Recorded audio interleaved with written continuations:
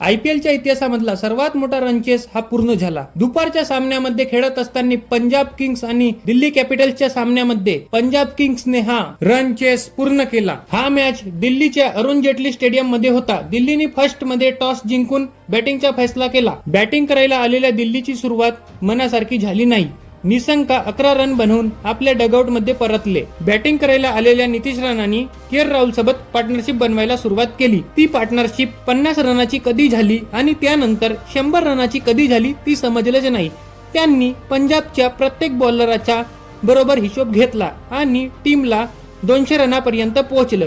दोन्ही साइड करून बराबर पिटाई होत होती पंजाबच्या बॉलरांची। तसेच के राहुलने आज आपला शतक पूर्ण केलं आणि त्यानंतर नितीश राणांनी आपली अर्धशतकीय पारी पूर्ण केली। या जोडीला तोडायचं काम बाटलेटने केलं। बाटलेटने नितीश राणाचं 91 रनावर विकेट घेतलं आणि त्यानंतर के राहुलचा साथ द्यायला आले डेव्हिड मिलर। डेव्हिड मिलरनी परफेक्ट साथ दिलं आणि के राहुलनी आपल्या खात्याचे 150 रन पूर्ण केले आणि कर्नाटक स्टाईल मध्ये त्यांनी सिटी वाजवून हा सेलिब्रेशन पूर्ण केलं। त्यानंतर के राहुल आणि डेव्हिड मिलरनी दिल्लीला फिनिशिंग टच देत 264 रन पूर्ण केले आणि पंजाब समोर एका इमारतीसारखा लक्ष समोर ठेवला। बॅटिंग करायला आलेल्या पंजाबची टीमची सुरुवात सुद्धा धमाकेदार झाली। पंजाब कडून प्रियांश आर्यन आणि प्रभ सिमरन बॅटिंग करायला आले आणि त्यांनी प्रथम 6 ओव्हर मध्ये टीमचा स्कोर 90 रन 0 विकेटवर नेऊन ठेवलं आणि पॉवर प्ले पंजाबच्या नावाखाली केलं। ओपनिंगला आलेले बल्लेबाज प्रभ सिमरननी आपला 18 बॉल मध्येच अर्धशतक पूर्ण केलं आणि टीमला 100 रनाच्या समोर नेलं। 126 रनावर पंजाबचा पहिला विकेट प्रियांश आर्यन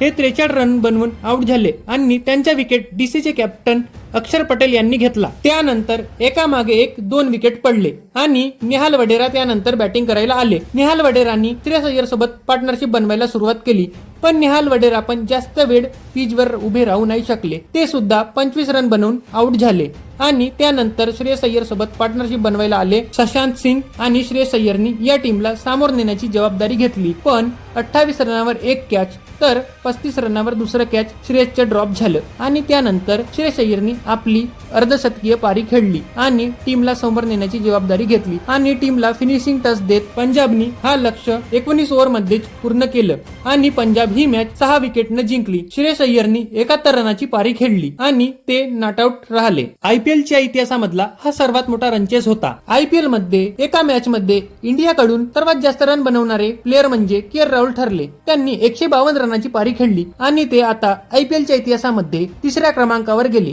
त्यांच्यावर तर फक्त न्यूझीलंडचे ब्रँडन मॅककलम आणि वेस्ट इंडिजचे क्रिस गेल आहेत।